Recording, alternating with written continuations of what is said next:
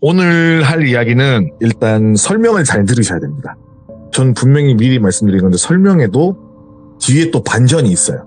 근데 지금 이 설명이 맞고 틀리고는 중요하지 않습니다. 오케이. 이거를 먼저 설명을 들으셔야지 이야기가 진행이 되고 뒤에 가서 또 설명을 할 거예요. 그 설명을 또 들으시고 또 설명을 하면 또 들으셔야 돼요. 알겠습니다. 네, 일단 그런 얘기인데 2007년? 한 8년쯤일 거예요. 아마 제 기억으로는. 사회 재활 프로그램 같은 거 있잖아요. 예를 들어서 전과가 있으신 분이나 노숙자분들이나 도박에 빠지신 분들, 기타 등등 사회 불황자들 그분들 교육을 받는 그런 시스템이 있어요. 지금도 사설로 하는 것도 알고 있고 정부에서 하는 것도 있는데 정부에서 하는 그 봉사활동을 알게 됐어요.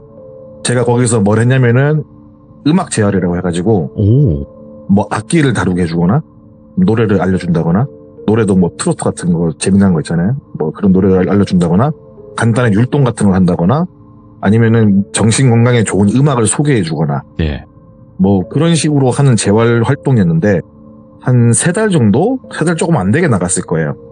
나가다 보니까는 저는 그분들이 전과자인지 노숙자인지 도박하신 분들인지에 대한 신상 정보가 없어요. 그냥 반이 있으면 이렇게 투입이 되는 건데 그러니까는 만약에 그분들의 신상 정보를 알고 있으면 제가 약간 선입견이 생기거나 그럴 수 있으니까는 굳이 열람을 하려고 노력도 하지 않았고 그냥 교육을 했는데 그분 중에 한 분인데 그분은 언제나 그렇듯 똘비라는 이름으로 하겠습니다. 그분께서는 1950년, 60년대부터 80년대까지 좀 규모가 있는 회사를 운영했던 사람이에요. 근데 나중에 조금 친해지면서 들은 얘기는 이분은 도박에 빠지신 거예요. 도박에 빠지면서 전 재산을 다 잃으셨고 그와 동시에 알코올 중독이 되셨고 그리고 치료가 어느 정도 된 상태예요. 저를 봤을 때가. 현재 지금 이분이 뭘 하시는지는 알 수 없지만은 아마도 그때도 연세가 꽤 있었거든요. 지금쯤 살아 계신다고 하면 90은 넘으셨을 거예요, 아마.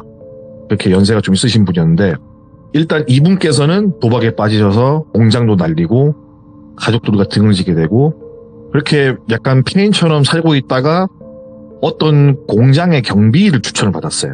그래서 경비 일을 받았는데 모 지역에 있는 광산이에요. 폐광산. 광산이라고 하면 우리나라에 몇 군데 없으니까 대충 그 지역인데 여기가 가동을 안 하고 이 안에 개인 사유지가 있는데 그 안에는 비싼 기계들이 있으니까는 보통 그런데 그냥 방치하면은 도둑들이 와서 돈 되는 건 다 가져가잖아요. 네. 근데 기계들 자체가 좀 돈이 좀 나가는 돈이니까는 그런 것들을 지키기 위해서 사설 경비를 두는 야간대 한 명 두는데 때마침 야간 경비 자리가 비어서 그 자리를 추천을 받은 거죠. 급여도 생각보다 많이 센 편이었고 그 당시 때 이 정도 돈을 준다고? 라는 생각으로 일을 하신 거예요. 그래서 근무 시간은 10시부터 다음날 아침 7시까지 근무를 서면 되고 근무소는 중간에 순찰만 한번 다녀오면 돼요. 그 정문에서 그 안에 있는 건물들을 그냥 제가 1공장, 2공장, 3공장이라고 할게요. 편하게. 1, 2, 3공장이라고 하는 그 건물들을 그냥 가서 순찰하면 끝이에요. 순찰이라는 게 예를 들어서 그냥 눈으로 쓱 보는 게 아니라 그 순찰하는 기계를 들고 다니면서 벽에 있는 어떤 부착물에 갖다 대면은 띠링 소리가 나고 시간이 기록이 된대요. 그런 걸 들고 다니면서 순찰을 하는 거라고 하더라고요. 그래서 대략 한 2시간 정도 걸리는 코스인데 네. 그 이외에는 할 게 없는 야간 경비일이었어요. 이제 그 자리에 추천받고 간단하게 면접을 보는데 일단 다른 경비원들은 얼굴이 좀 약간 어둡고 약간 무거운 분위기였대요. 사람들이 뭔가 나를 별로 안 좋아하는구나 라는 느낌 받았대요. 네. 근데 그 공장의 주인 같은 사람이 하는 말이 당부를 딱 한마디만 했대요. 여러 가지 이야기를 하면서 마지막에 당부를 했는데 네. 일단 이거 하고 저거 하시고 피곤하면 주무셔도 되고 이거 하다가 무슨 말을 하게 됐냐면은 3공장 쪽에 공장 안쪽은 그냥 안 찍어도 된다. 안쪽으로는 들어가지 마라. 그냥 거기는 벽 외곽만 순찰하면 되니까는 안쪽으로는 들어가지 말고 비 오는 날이나 약간 느낌이 안 좋은 날이나 안개 낀 날들은 그냥 그 주변을 가지 마라 이렇게 말을 한 거예요. 네. 그래서 듣다 보니 뭔가 느낌이 이상하잖아요. 뭔가 있나?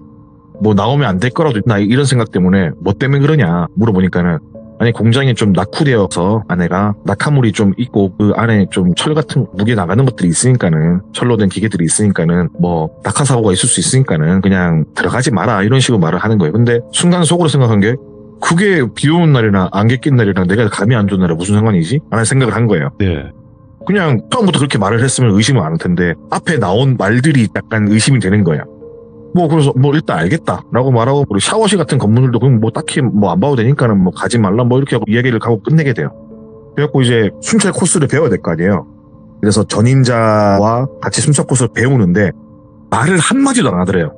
보통은 여기서 이렇게 하시고 뭐 이렇게 올라가시고 뭐 하시고 이런 식으로 말을 하거나 아니면은 뭐 밖에서 뭐 하셨습니까? 나이가 어떻게 되십니까? 뭐 이런 식으로 간단한 이야기를 하잖아요, 보통.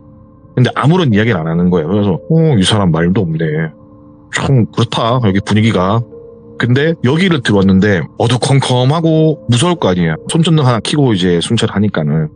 근데 뭐 별로 무서운 것도 없고 뭔가 정감도 가고 괜찮더래요.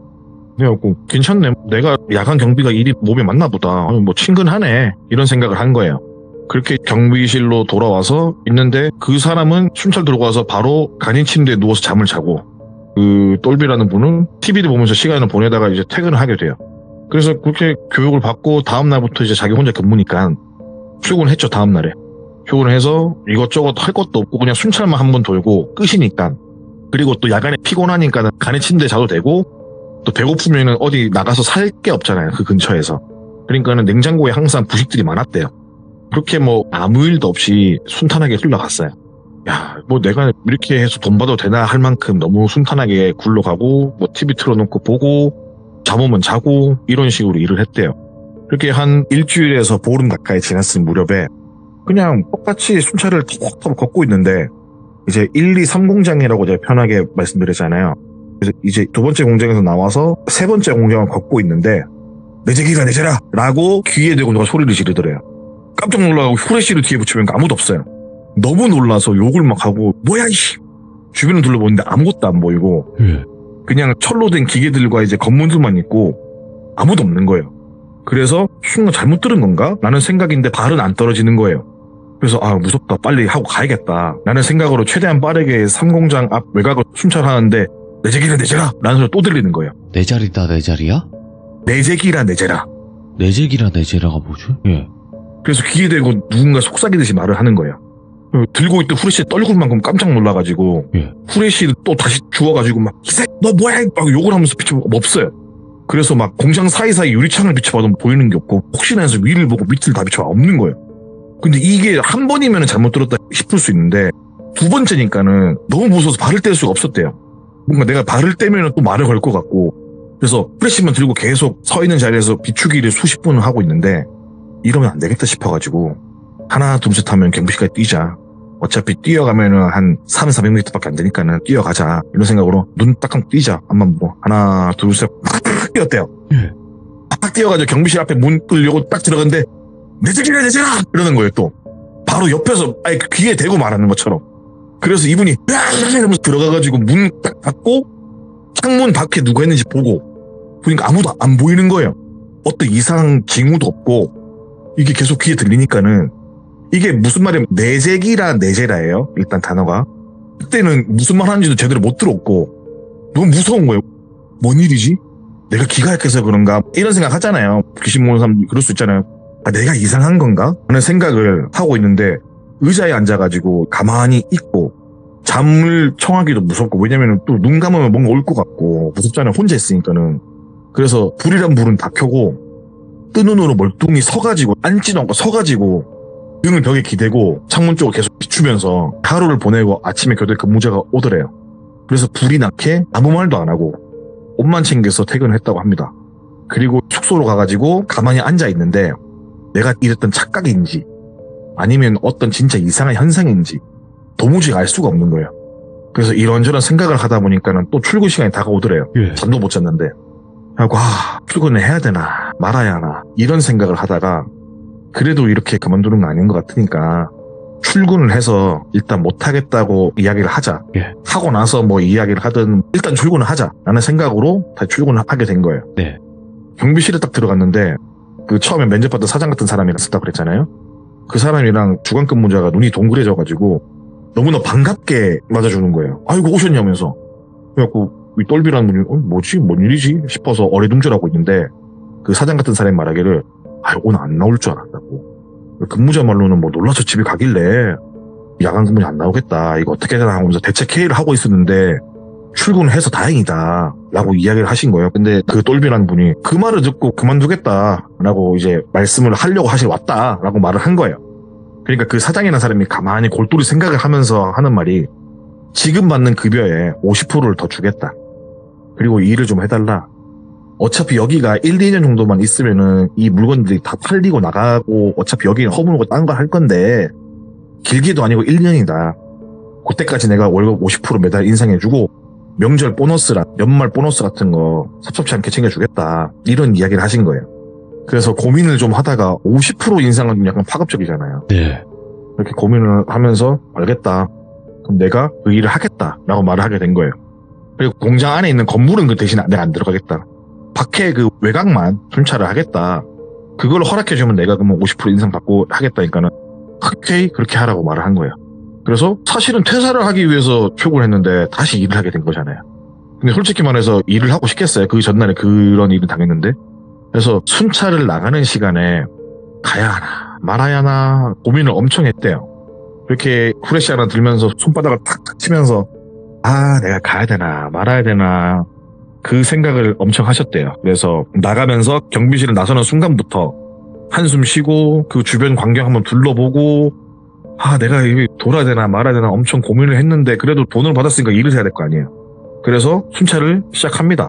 순찰을 하면서 처음엔 별일이 없었대요. 없어가지고 오늘은 별일 없겠지. 진짜 한 걸음 걷고 프레시 탁 불리고 한 걸음 걷고 탁 불리고 반복을 했대요. 그리고 예를 들어서 뭐 기독교 노래도 부르고 갑자기 찬송가도 부르고 갑자기 또 불경도 외우고 이런 식으로 막 한 거예요. 근데 또 막 이렇게 하면서 이제 약간 사람이라는 게 적응의 동물이라고 하다 보면 또 적응이 되잖아요. 이렇게 하다가 아, 좀 무서움이 좀 덜해지는 순간에 내장이라 내잖아! 라는 이야기가 또 들리는 거예요. 근데 이게 또 삼공장쯤 근처쯤 오니까는 그 소리가 나는 거예요. 이상하다? 라는 생각과 동시에 너무 무서워서 그 자리에 또 멈춰 있는 거죠. 와, 이거는 진짜 무서워가지고 웅크릴 수밖에 없어가지고 웅크리고 있었대요. 달달달 떨면서. 와, 이거 어떡하지 하면서 이렇게 하면서 후제실을 또 슬쩍 일어나서 비추니까는 예? 아무도 안 보여요. 근데 제가 그 똘비라는 물이 오른쪽을 살짝 보는데 왼쪽에서 왼쪽 귀에다 대고 내재기라 내재라 라는 말이 또 들리는 순간 기절을 하게 돼요. 이분께서. 이분 말씀으로는 얼마나 지났는지 모르겠다 라는 말씀하셨는데 눈을 떠보니까 어느 병원의 병실에 있었어요. 그래서 내가 기절해서 병원에 왔나 보다. 너무 무섭다. 내가 기절했었구나. 내가 기절을 해가지고 다음날에 밝았구나. 이런 생각을 했대요. 맨 처음에. 눈 뜨자마자 딱 그 생각을 하신 거예요. 그래서 병실을 둘러보는데 병실이 보통 뭐 6인실이 있고 개인실이 있고 뭐 8인실이 있고 이러잖아요. 근데 병실에 자기 말고 아무도 없고 한 방으로 되어 있더래요. 문은 잠겨 있고. 그래서 어느 영화에서 보면은 정신병동처럼 이렇게 잠겨 있는 그 구조가 뭔가 느낌이. 그래서 내가 왜 이런 병실에 갇혀 있지? 라고 문을 여는데 문이 안 열려요. 그래서 왜 밖에 나가지 못하지? 왜 문이 잠겨 있지? 라는 생각을 하고 있는데 잠시 뒤에 문이 열리고 몸이 건장한 남성 2명이 들어와요.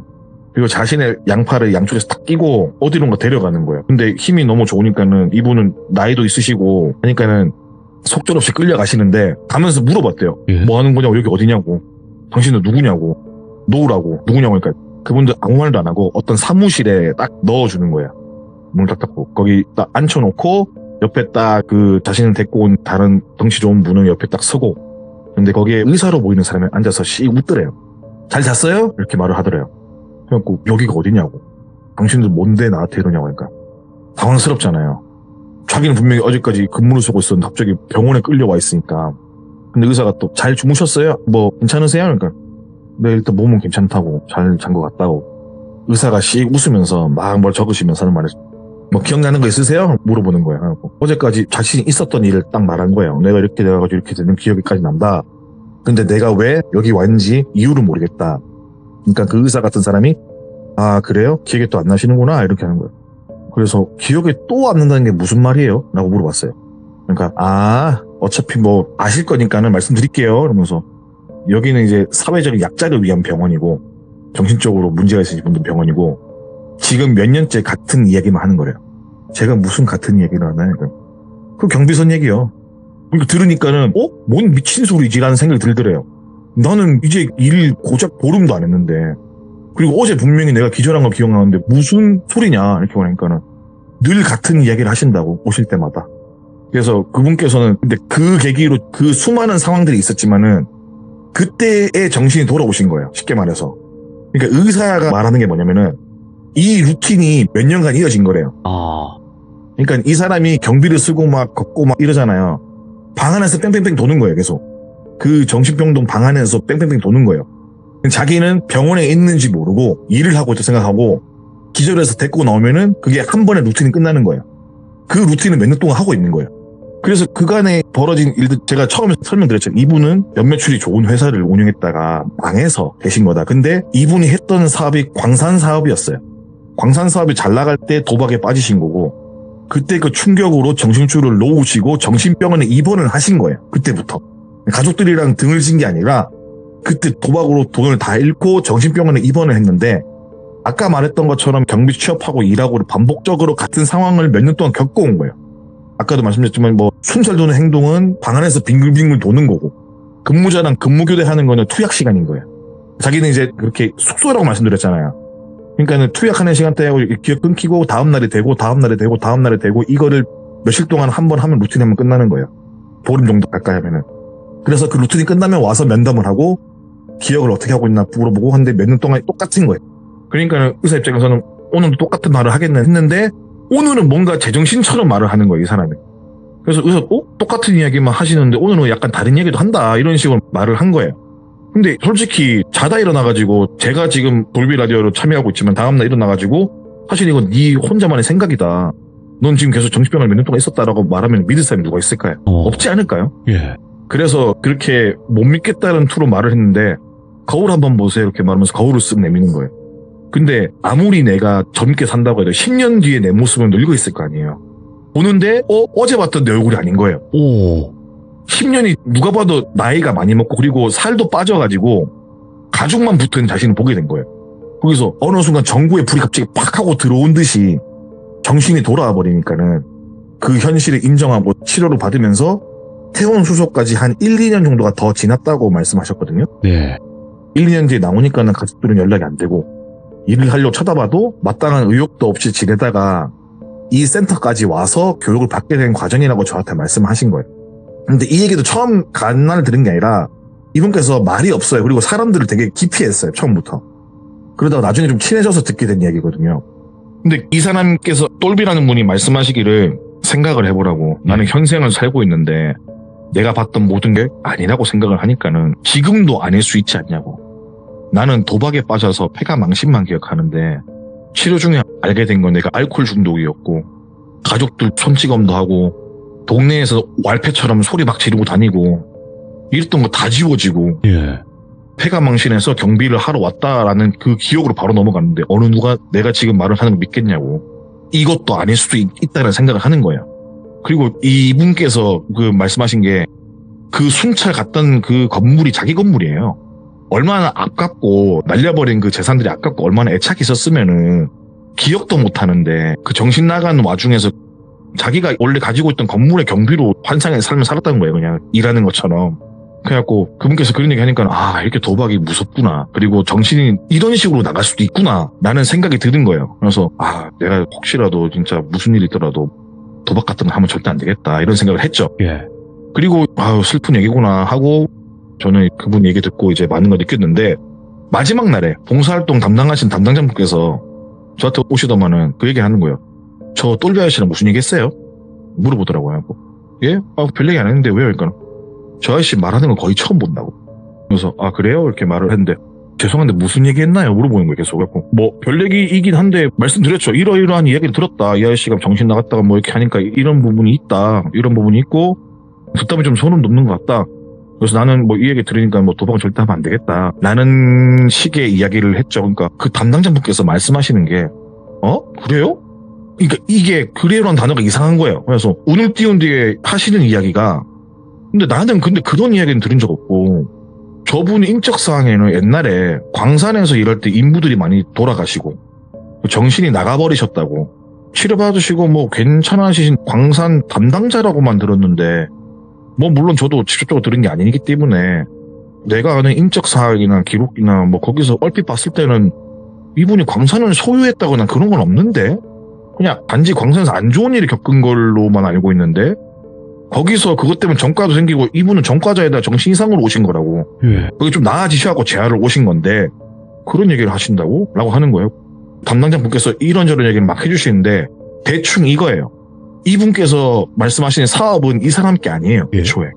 이 사람은 그 광산에서 같이 일하는 사람들을 착취하고 못 살게 굴었던 사람이에요. 그러니까 예를 들어서 하루 일당 10만 원이면 10만 원 중에 4만 원을 갈취하고 예. 뭐 예를 들어서 일한 양이 있으면 그걸 줄이고 막 그렇게 해서 그 광산에 사람들이 엄청 많이 돌아가셨다고 하더라고요. 그래서 그걸 담당하던 그 반장이라고 해야 되나 뭐 그런 직책이었겠죠. 예. 그래서 그 사람 때문에 돌아가신 분들이 많아갖고 이 사람이 죄를 뒤집어 쓰고 교도소로 갔던 사람인데 이 사람이 왜 자기가 광산을 소유하고 있었다는 얘기를 하는 건지 그분께서 말씀하시는 거예요. 우리는 그렇게 알고 있지 않다고. 이 서류상으로는 이렇게 돼 있다고. 서류는 제가 볼 수가 없잖아요. 그분은 어차피 공무원이니까 볼 수 있는 거고 저는 관계자가 아니니까 볼 수가 없는데 그렇게 말씀하시는 거예요. 그리고 저는 그분을 싹 봤죠. 그냥 예. 그런 얘기 하면서 그분을 딱 봤는데 그분께서는 그냥 눈에 초점이 또 없어요. 또 구석에 쭈그려가고 계시는 거예요. 근데 느끼는 게 뭐냐면은 이분 얘기는 다 거짓말인 것 같은 거예요. 일단은. 이분은 정신병이 있는 건 확실한데 팩트는 누군가를 괴롭히고 착취하고 못 살게 굴었던 사람인 거예요. 예. 옛날에 한 7, 80년대 그때 이렇게 일을 했던 사람인데 그 기억을 잊기 위해서 안 좋은 기억을 잊기 위해서 자기가 그래도 약간 좋은 쪽으로 자신만의 기억 속에서 사는 사람인 것 같더라고요. 이야, 예.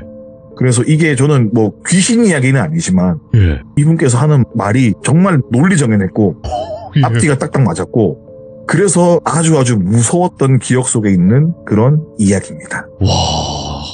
그러니까 이게 정보를 미리 다 알고 이렇게 얘기할 거예요라고 들었으면 전혀 예상을 딱 하면서 그랬군요 하면서 넘어갈 수 있는 얘기인데 이걸 네. 모르고 그렇게 상대를 하신 거니까. 그리고 그 대부분 모르실 거 생각한 저도 몰랐거든요. 예.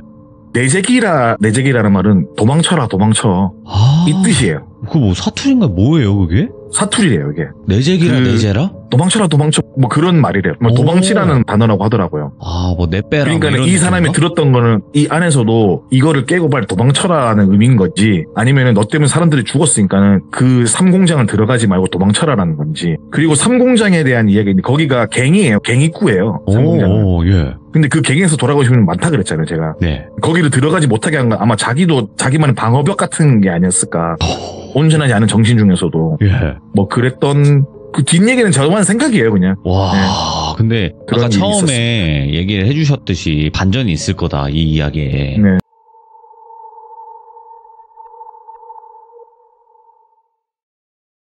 일단 이번 이야기의 주인공은 여성분인데요.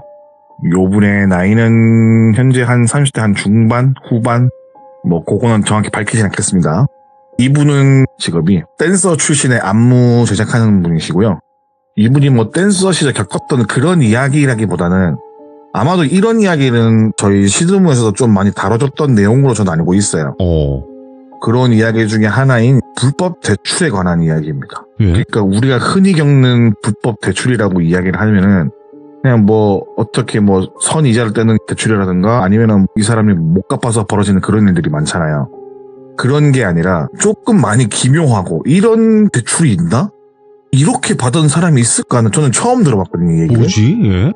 그래서 약간 기묘하고 특수성이 있다라고 판단해서 이런 이야기는 약간 주의 깊게 생각하시라고 또 우리 귀족분들 한 번쯤 얘기를 해보는 게 어떨까라고 생각해서 들고 왔습니다.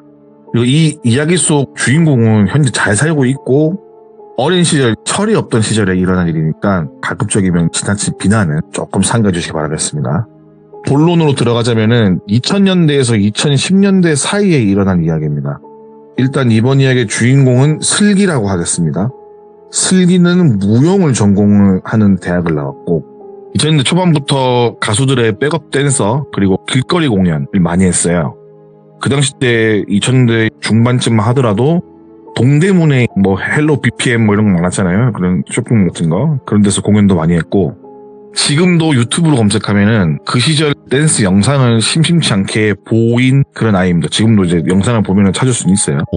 그리고 또 직접 댄스도 알려주는 이제 선생님이기도 했고 근데 이 슬기라는 애가 집이 좀 잘 살았어요. 막 되게 부자다 이 정도는 아닌데 자기가 뭐 번 돈 이상으로 써도 큰 타격이 없을 정도로 집이 좀 사는 정도였는데 그렇게 살다가 어느 순간 집이 어렵게 되고 아버지 사업이 힘들어지게 되면서 형편이 안 좋아지게 돼요. 보통 사람들은 당연히 그렇게 되면은 야 이렇게 집이 좀 안 좋고 힘든데 같이 이겨나가고 근검절약해서 사태를 벗어나야 하는데 그때 당시에 슬기는 20대 초반이었고 예. 철이 아직은 없던 나이니까 그냥 될 대로 되라는 그런 느낌으로 카드를 막 쓰고 이런 식으로 하다 보니까는 나중에 많은 빚 독촉에 시달립니다. 근데 이 와중에 일은 또 열심히 해요. 왜냐면 자기가 댄스를 좋아하고 그러니까는 예. 일 열심히 하는데 벌이가 괜찮아요. 씀씀인 만큼 벌이도 괜찮았는데 보통 사람들은 뭐 안 벌고 써서 문제인데 이 아이는 잘 벌고 많이 썼던 거예요. 근데 솔직히 그 당시 때 저도 알고 있던 사이인데 그 당시 때 이렇게 힘든지는 몰랐어요. 왜 그러냐면은 그때 힘들 때 만났던 슬기는 누가 봐도 돈 많은 집 아이처럼 차도 외국 좋은 브랜드 차를 끌었고 그 나이에 항상 좋은 음식, 괜찮은 옷, 뭐 좋은 곳을 여행도 자주 가던 아이. 슬기의 그 당시 남자친구도 같이 아는 겹지인이라서 자주 만나서 밥도 먹고 술도 마시고 했어요. 근데 그 슬기라는 아이가 약간 기분파예요. 기분파가 약간 좀 심한 타입인데 보통 술 먹다가 자기가 계산하는 애들 많았어요.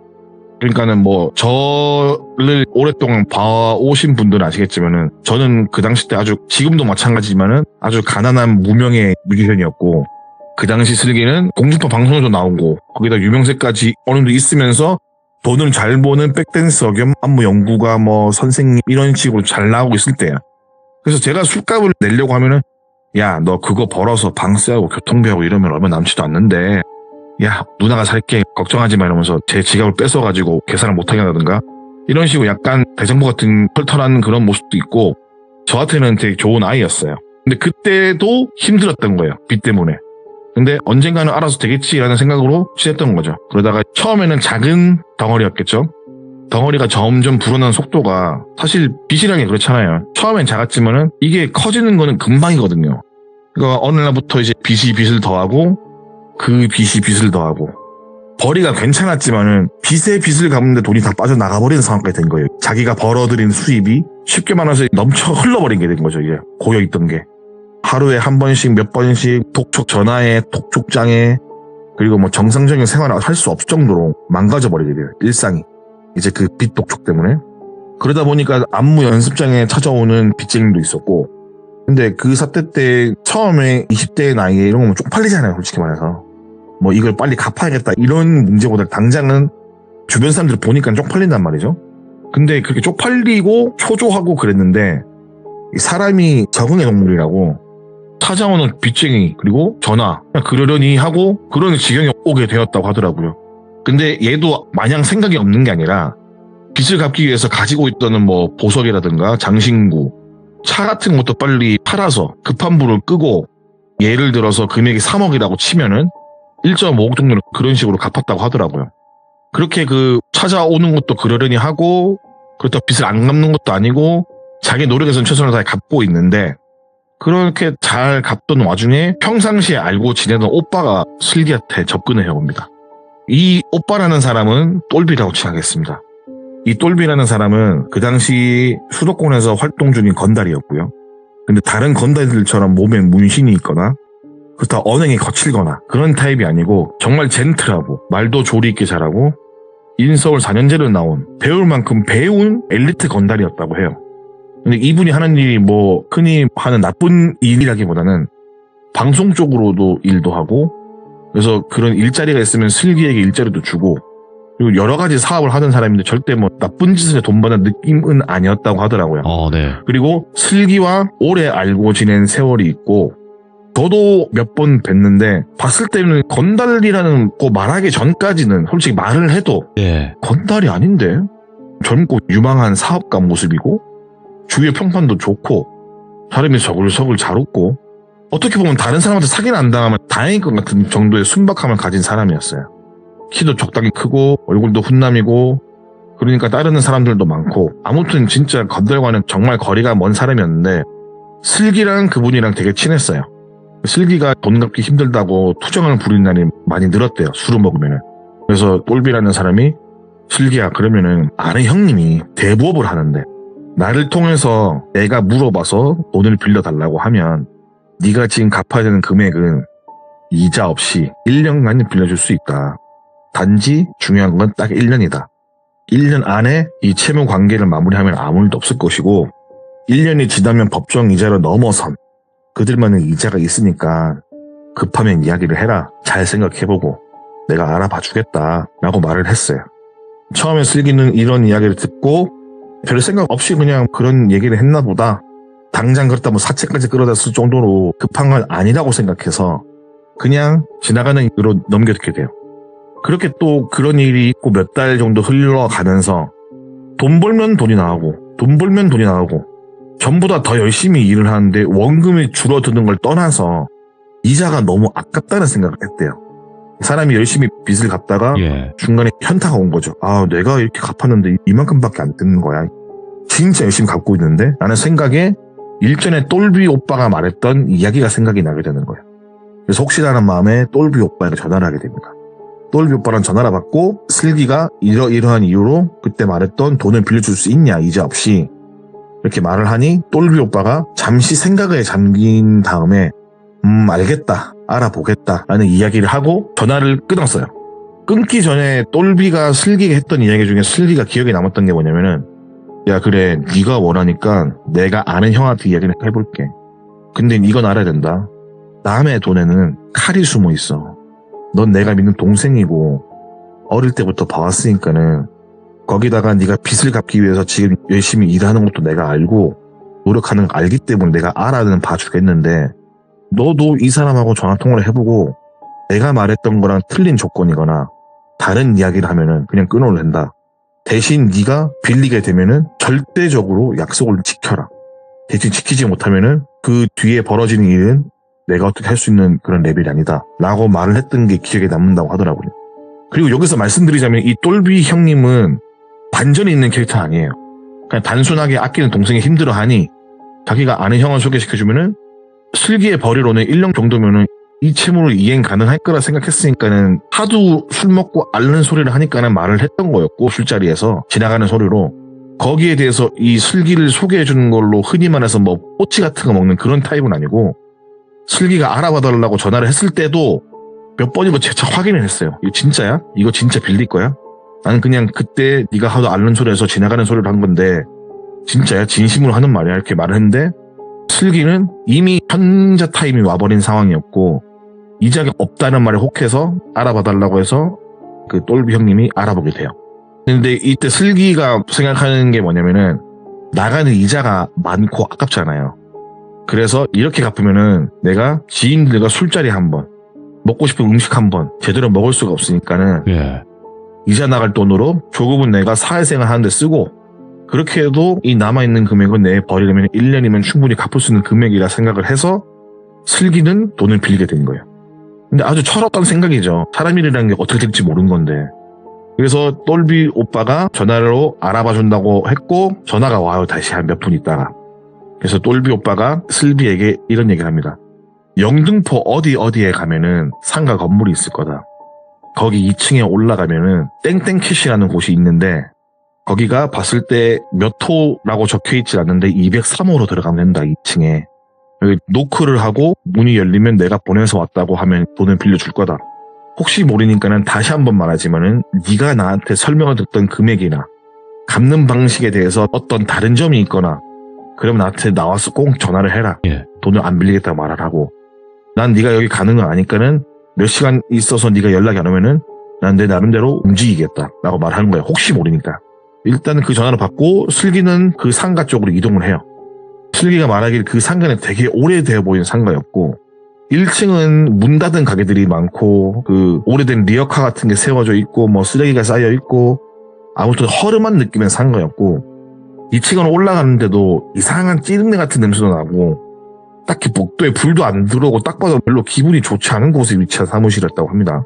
알려준 대로 2층 203호 문은 노크를 하는데 똑똑하고 있으니 한 3초? 4초 정도 있다가 문이 벌컥 열리고 인상이 좀 험악해 보이는 사람이 나오더니 씩 웃으면서 똘비 소개로 오신 슬기씨 맞으시죠?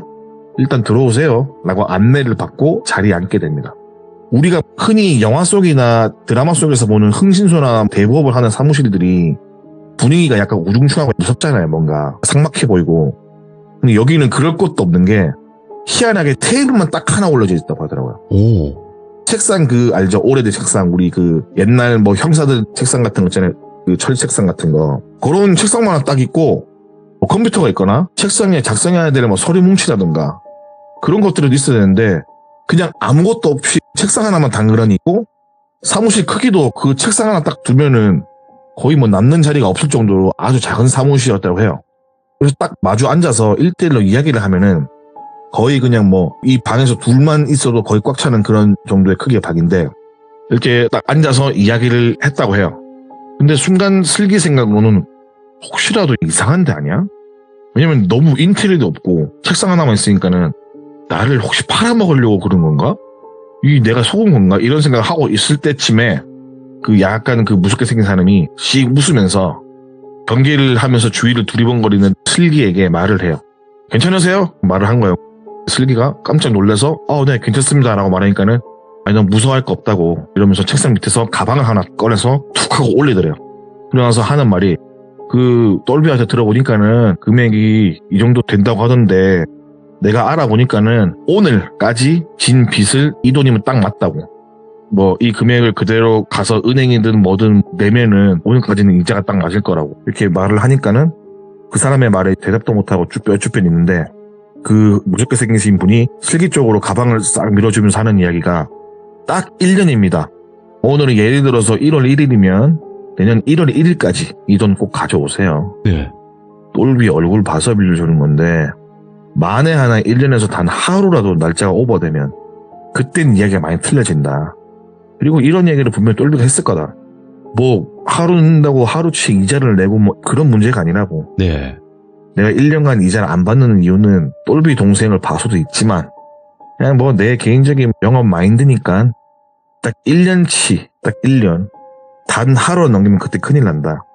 서류를 적거나 뭐 내가 돈 줬으니까 차용증 이런 거 안 쓴다. 사실 뭐 이 바닥에서 차용증 중요하다. 근데 그런 걸 써야 하는 인간들이 있고 그런 거 안 써도 되는 인간들이 있는데 당신은 안 써도 되는 사람인 것 같다. 차용증 같은 거 말고 오늘 빚 정리 다 하고 빚을 다 정리했다는 서류 한 장만 은행에서 떼오든 뭐 개별적으로 빌린 개인한테 떼오든 그런 거만 떼와라. 대신 뭐 민증번호 이런 거 안 나와도 된다. 누가 봐도 슬기 씨 이름 석자 그리고 본인 힘을 증명할 수 있게끔 서류 같은 거 딱 한 장만 들고 오면 된다. 라는 이야기를 듣고 가방을 챙겨서 쭈뼛쭈뼛한 그 경계심 가득한 눈빛을 가지면서 인사를 꾸벅하고 나오는데 그 험상궂게 생긴 사람이 한마디를 더 하더래요. 아이고 내가 이걸 깜빡했는데 여기다가 뭐 1년 지나서 못 갚으면은 빚을 갚을 수 있는 대행이나 우리 회사가 움직이는 거에 대해 동의한다는 사인 한 번만 부탁한다고. 그리고 정 못 갚을 것 같으면은 잠수를 타래요. 잠수를 타고 도망을 쳐도 상관은 없다. 1년 뒤에 못 갚을 것 같으면 차라리 그렇게 해라. 도망칠 수 있으면은 1년 안에만 갚으면 아무 문제가 없고 1년 뒤에 못 갚으면은 이제 뒷일은 알아서 해라. 거기에 대한 사인만 해주고 가라. 그렇게 뭐에 홀린 듯 돈 받고 지장 찍고 사인하고 나오니까는 곰곰이 생각을 하니까는 괜히 쫄리고 야 내가 이 돈을 괜히 빌려달라고 말했나? 라는 생각이 다시 가방을 놓고 와야 하나 했는데 그 흔들리는 마음도 그냥 그 사람을 다시 보고 싶지 않은 정도로 약간 분위기가 묘하고 이질적이라서 일단 빚부터 정리하고 생각을 하자라는 생각에 빚을 그냥 다 정리를 하고 그 사람이 말한 대로 빚을 갚았다는 서류를 들고 다시 그 상가를 가게 되었다고 해요. 그리고 그때 다시 갔을 때는 아무런 말도 없이 그냥 서류만 받고 수고했다고 말하고 1년 뒤에 보자고 말을 하고 보내드려요. 그렇게 서류를 건네주고 돌아서 나오는데 이게 맞나? 맞는 건가? 라는 생각을 했다고 해요. 사람이라는 게 부정적인 생각을 하면 끝이 없다고 하잖아요.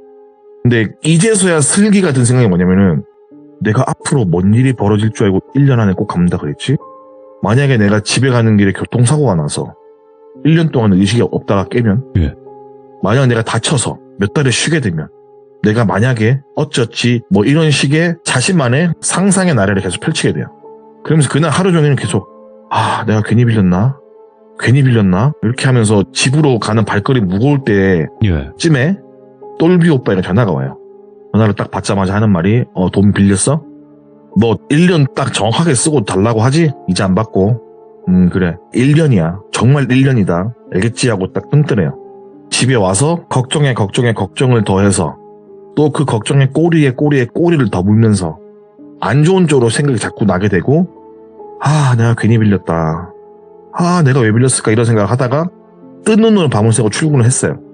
근데 아까도 말씀드렸지만 사람이라는 게 적응의 동물이라고. 그렇게 한 일주일 정도 지나니까 또 적응이 돼서 열심히 일을 하고 있는 자신을 발견하게 됩니다. 그렇게 열심히 일하고 돈 모으고 허튼 짓 안 하고 빨리 돈 갚아야겠다 생각으로 한 7개월쯤 모았어요.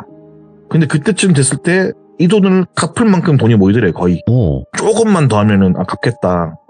왜냐면 얘는 원래 벌이가 좋은 애인데 일단 빚을 갚기 위해서 애지간한 대인관계 다 끊고 필요 없는 사람들 일도 열심히 거의 곱절 이상으로 했으니까는 더 금방 모이죠. 근데 7개월 동안 돈을 모으면서 예를 들어서 한 달에 한 번 돈 빌려준 사람한테 전화가 온다든가 이런 게 1도 없었대요. 자기가 연습하는 그런 장소 찾아오거나 이런 것도 없었고 이상한 미행을 붙인다거나 이런 것도 없었고 돈을 못 갚게 하기 위해서 해코지를 한다거나 이런 것도 없었대요. 그냥 연락 자체가 없었대요. 마찬가지로 똘비 오빠도 그 뒤로 몇 번은 봤지만은 그날 뭐 돈 빌린 거에 대해서 말도 당연히 안 했고 말도 없었대요. 그냥 예. 슬기에게 그런 내색도 안 하고 있었는데 7개월이 좀 흐르고 낯선 번호로 전화가 한 통이 딱 와요. 근데 요즘 같은 세상이면 모르는 번호면 안 받잖아요. 근데 슬기의 직업상 모르는 번호도 꼭 받아야 했어요. 왜냐면 행사를 잡아주든지 아니면 공연으로 연락 오는 경우가 많았다 보니까는 예. 전화를 받게 됩니다. 그래서 여보세요 하니까는 여기 그때 돈 빌려간 사무실인데 슬기 씨 뭐 많이 모으셨어요? 이러는 거예요. 그래서 네 많이 모으고 있다 하니까 원래 이런 전화 부담스러울까 봐 안 하는데 한 번쯤은 해봐야 될 것 같아서 또 너무 관심 안 주고 이러면은 뭔가 죄의식이 느껴져서 그래도 내가 빌려준 내 돈인데 한 번쯤은 관심을 가져야 할 것 같아서 처음으로 연락을 드려본다 이렇게 말을 하더라고요. 그래서 그 슬기가 전화통화를 하면서 일말도 틀린 말은 아닌 게 뭐 매달 전화가 왔던 것도 아니고 7개월이 넘어서 만에 전화가 와서 야 돈 빨리 갚아라 뭐 어쩌라 이런 내용이 아니라 잘 지냈냐 인사 이렇게 하듯이 이야기를 하니까 부담스럽지 않았고 오히려 7개월 만에 전화를 해주고 뭐 이런 얘기 하니까는 뭔가 가슴 한켠에 뭔가 자그만하게 감사하는 마음도 들었다고 해요. 그냥 뭐 보채거나 이런 게 없어서. 그래서 슬기가 그 돈을 빌려준 분에게 말하기를 이제 곧 금액이 마련될 것 같아서 빠르면 다음 달쯤에 인사드리려고 했다. 그러니까 그분께서 박수를 치시면서 능력이 좋으시네. 그 금액이 그렇게 쉽게 감아질 금액이 아닌데 1년도 안 채우고 갚으실 정도면은 아주 우리 슬기 씨 파이팅이 있네. 이런 뭐 실업적인 이야기를 하면서 안부 인사 아니 안부 인사라고 전화를 끊어요.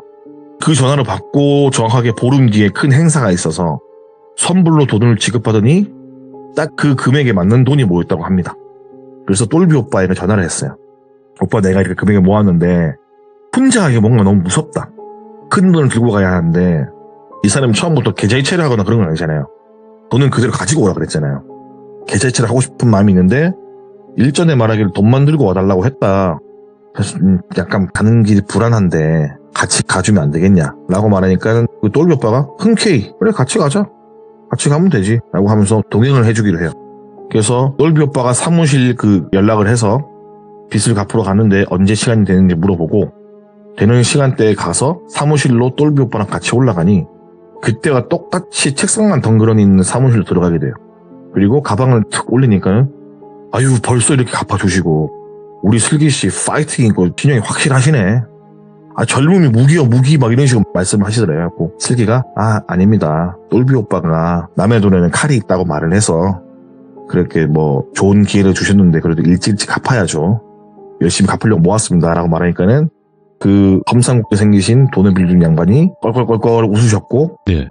그러니까 돈은 다 갚았으니까 그래 내가 그래도 뭐라도 써줘야지 이러면서 돈을 다 갚았다는 내용의 증명서를 하나 써주더라고 하더라고요. 근데 슬기가 느끼기에는 애초부터 서류를 안 적었는데 웬 증명서 이러는 거예요. 속으로. 근데 그분께서 그런 생각을 할 수 있다고 생각해서 먼저 말씀을 드려요. 혹시라도 내가 돈 받고 다른 소리 할 수 있으니까는 이건 내가 예의상 적어준 거라고. 그리고 전에 했던 사인 이거 원본 여기 있다. 요 본을 앞에서 찢어버리든지 불태우든지 마음대로 해라. 가져가라. 예. 라고 한 거예요. 이거 뭐 복사본 둘만큼 내가 사무실 봐봐요. 복사기도 없어. 뭐 이렇게 말을 한 거예요. 가져가라고. 그리고 그때 사인했던 종이를 들고 오고 이제 빚을 갚았다는 그런 서류를 받고 나오게 돼요. 다 갚고 나와서 도와준 똘비 오빠에게 밥이라도 한 끼 대접하겠다고 하니까는 똘비 오빠가 밥 말고 술 먹자는 얘기를 하는 거예요. 근데 그날 하루 종일 똘비 오빠가 말이 별로 없었어요.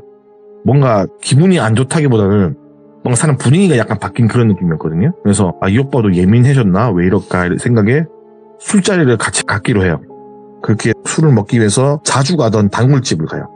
그러니까 술을 먹고 이렇게 이야기를 하는데 이제 술 기운이 살살 올라오고 어느 정도 술 기운이 많이 찼을 때 똘비 오빠가 슬기에게 할 이야기가 있다고 말을 해주는 거예요.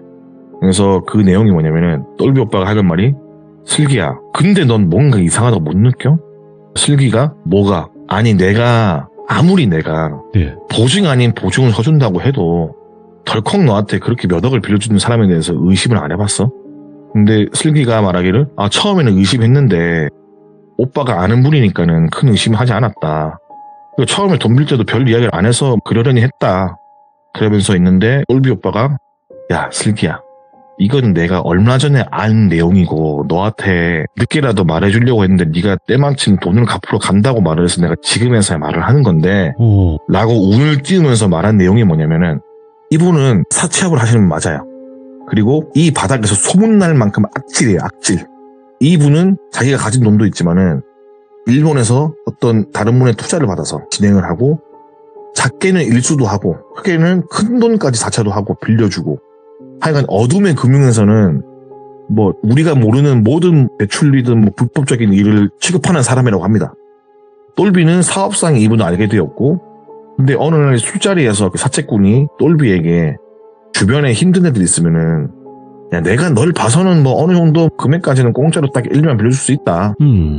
네 지인들이면은 네가 신용이 확실하다 말하면은 내가 네 지인들 1년만 딱 빌려줄 수 있다. 어떤 금액까지는. 라는 이야기를 듣게 되었고 그런 이야기를 술 먹고 자주 듣다 보니까는 나중에 슬기가 술 먹고 힘들다고 투정 부를 때 슬기한테 말을 한 거죠. 네. 넌지시. 그렇게 슬기를 소개시켜 준 건데 똘비가 아무리 생각을 해봐도 자기도 사업을 하잖아요. 근데 이 금액에 이자도 안 받고 1년간 빌려주는 게 정상적으로 상식적으로 그 사채꾼의 성격상 맞지 않는 이런 사업인데 타산도 안 맞는데 왜 이자 없이 빌려주는지 너무 궁금한 거예요. 자기는 모르는 쪽 일이니까. 그래서 이제 업무적으로 만나는 사람마다 그분 아냐고 물어보고 다녔다고 해요. 자기도 건달이지만 그래도 합법적으로 일을 하고 있다고는 하지만 뭘 하든 남는 게 있어야 하는데 이걸 무상으로 준다는 게 자꾸 이해가 안 가서 막 알아봐요.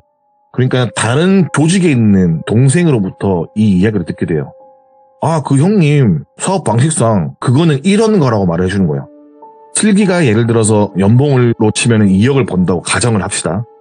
2억에서 1억의 벌이는 50%잖아요. 이런 사람 특징이 내가 벌이가 이만큼 있으니까는 2억의 연봉을 가진 사람이 1억의 빚이 있으면은 뭐 나중에 조금 덜 먹고 몇 달만 참으면 갚을 수 있겠지라는 생각을 대부분 한답니다. 그러면 1억의 빚이 2억이 되겠죠? 2억의 빚이 3억으로 안 되고 바로 5억, 6억이 돼버려요. 이런 사람들은. 빚 덩어리가 뭐 이제 배수로 늘어나지 않잖아요. 솔직히 말해서. 고배 고불 해버리니까요. 그러면은 이런 사람들이 대부분 자기한테 온대요. 돈을 빌려달라고. 근데 이 사람은 처음 이 사람하고 독대를 하지 않아요. 왜냐면은 주변에서 이미 똘비한테 말한 것처럼 네가 아는 사람이 힘들면 내가 빌려줄 수 있다라고 뿌려놓은 그런 믿을만한 인맥 중에서 전화가 오거나 이러면 형님 아는 분이 이렇게 힘든데 빌려줄 수 있나요? 사무실로 오라고 해. 이렇게 되는 거예요.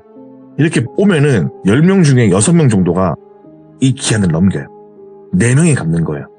그때부터는 엄청난 이자 그리고 엄청난 알 수 없는 압박이 자행되기 시작하는데 일단 주변에 돈 많은 사람이 당장 돈이 없어서 쩔쩔매는 걸 도와줄 때 무상으로 빌려주는 거는 일종의 투자.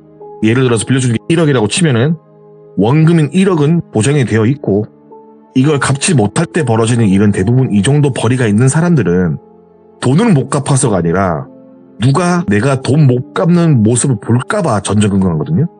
돈이 중요한 게 아니라 그 자기들이 있는 인맥들 앞에서 사채꾼이 와서 빚독촉을 한다? 그게 더 쪽팔리는 거예요. 왜냐면 빚이 있는 사람은 쪽팔리는 걸 떠나서 자신의 위치, 지위가 약간 금이 가잖아요. 그러면은 어차피 내가 몇 년만 굴르면은 이 금액은 그냥 갚는 금액인데 연봉 2억에서 2억을 빚지면 1년만 바짝하면 갚을 수 있잖아요. 사실적으로. 물론 1년이 넘겠지만은. 근데 여기서 생각해야 될 게 뭐냐면은 이분이 뭐 집을 찾아가는 그러진 않아요. 회사 주변만 알짱알짱 거리는 거예요.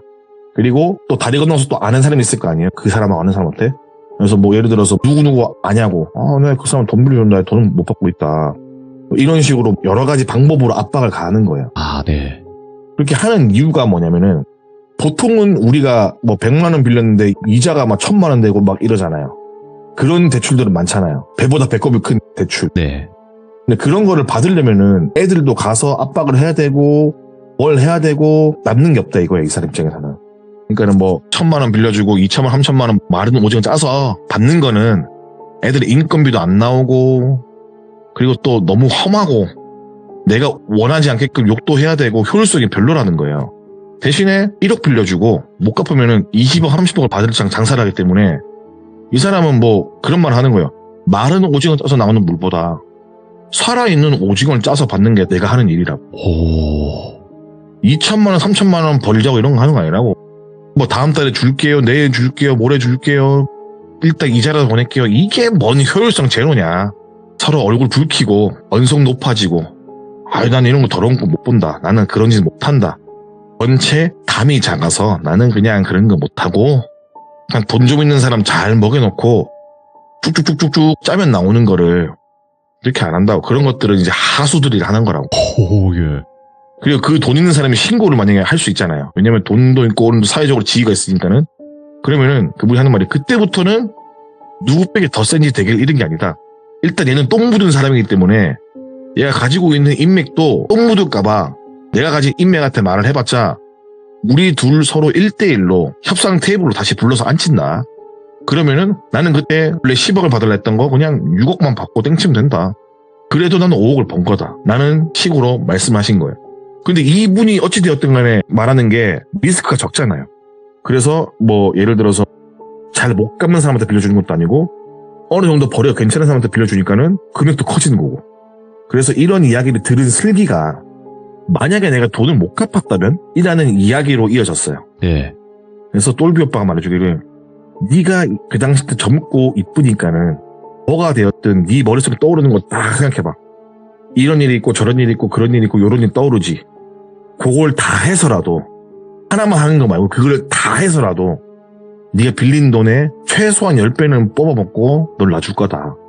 그게 네 머릿속에 떠오르는 4가지, 5가지 일이라면 그걸 다 포함해서 한꺼번에 싹 다 하는 거죠. 예. 근데 똘비 오빠가 사실은 이 이야기를 먼저 해주고 싶었다. 나도 이게 말이 안 되는 걸 알았지만은 네. 이 이자를 안 받는 게 네 사정이 급해 보여서 그냥 던진 이야기인데 네가 너무 사정사정해서 일단 소개를 시켜주고 그래서 방금처럼 내가 아는 사람을 통해서 조사를 해봤다. 근데 다시는 남의 돈을 빌리는 일을 하지 말고 살아라. 교훈 삼아서. 그리고 한 번 더 얘기하는데 마지막으로 얘기하는데 살면서 네가 어디서든 1금융이 아닌 어떤 사무실에서 대출받을 상황이 오면은 아마도 이 사람과 연관되어 있을 확률이 높다. 채권 출시하러 돌아다니는 뭐 일반 직원도 아니고 이 사람은 와, 예. 그런 직원들을 부리는 업체들의 사장의 머리 위에서 그 사장의 돈을 달라고 빌려가는 정도로 그 위에 있는 사람이기 때문에 다음에 볼 일도 없겠지만은 혹여 볼 일이 생기는 불상사를 만들지 말아라. 다시는 이런 거 빌릴 생각 하지 말고 돈 아끼면 살아라 라는 이야기를 하게 돼요.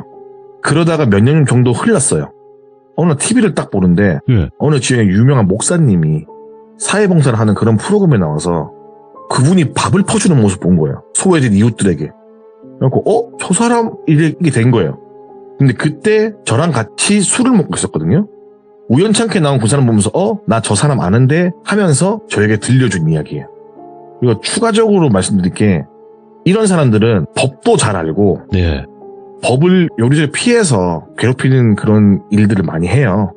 이런 식의 대출을 해보신 분도 계실 거고 불법 대출을 아니면 네. 뭐 이런 식으로 이제 거의 바닥까지 간 대출을 해보신 분도 계시겠지만은 이게 빌리는 것도 빌리는 거지만 갚는 데 이게 힘들거든요. 사실 빚이라는 게 이거는 이자가 이미 뭐 감당할 수 없는 수준이잖아요. 이런 게. 근데 뭐 들은 얘기로는 집도 안 찾아가고 이 사람은 말도 심하게 안 하고 폭행도 가하지 않고 정말 그거 제외한 가장 더러운 일들 다 한다고 해요. 이런 그 Ok đấy. Quay đấy.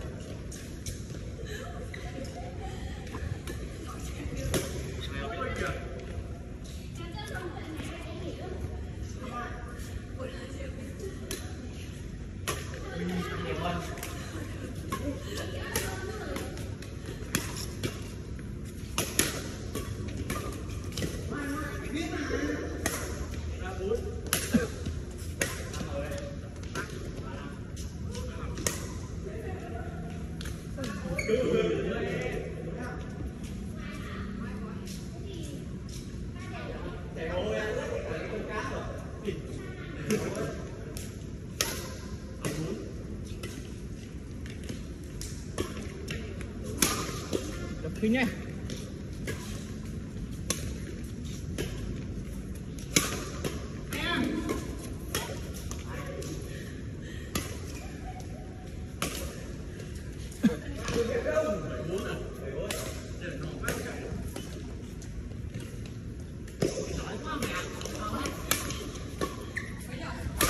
Coi đánh ác nè.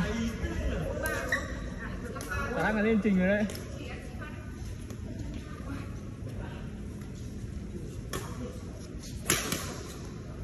Đừng có kéo gì cái gì luôn mà.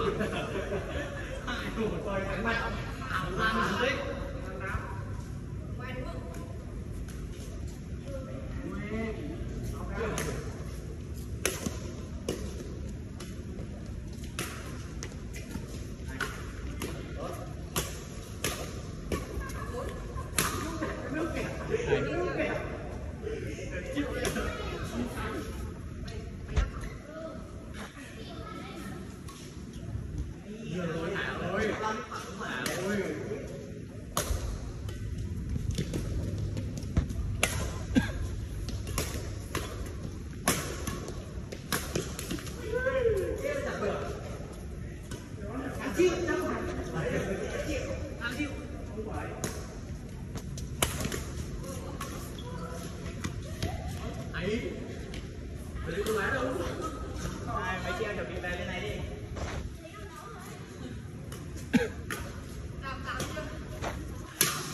Hay tại giáp thật cắm mãi đánh mấy thằng solo anh một trận chạy về tỉa đây solo anh trận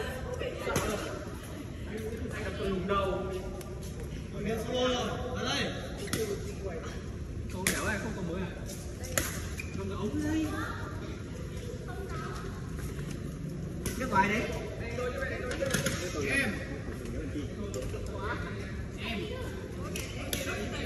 em đánh kia rồi anh sang bên cạnh đánh solo một trận đấy mày bao phanh ấy bao anh vào đây hai này anh chưa rồi mình tối rồi cầu đấy chưa lấy cầu đi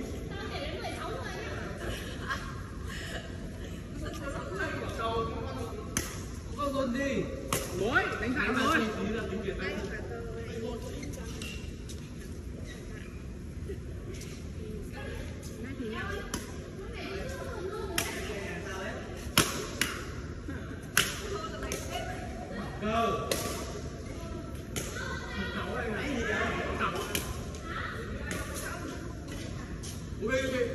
Đi thắng chưa? Thắng nha.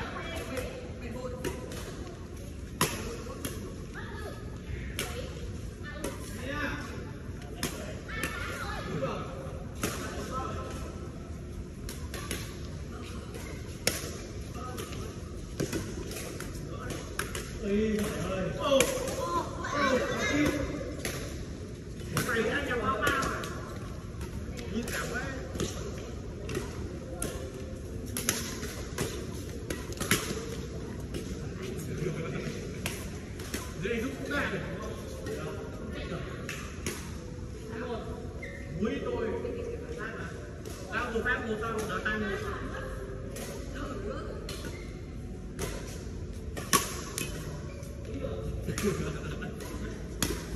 hãy đồng lương với anh đi được em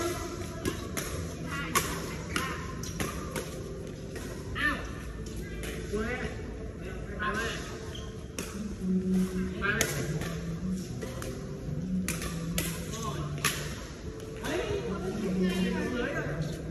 một bàn lưới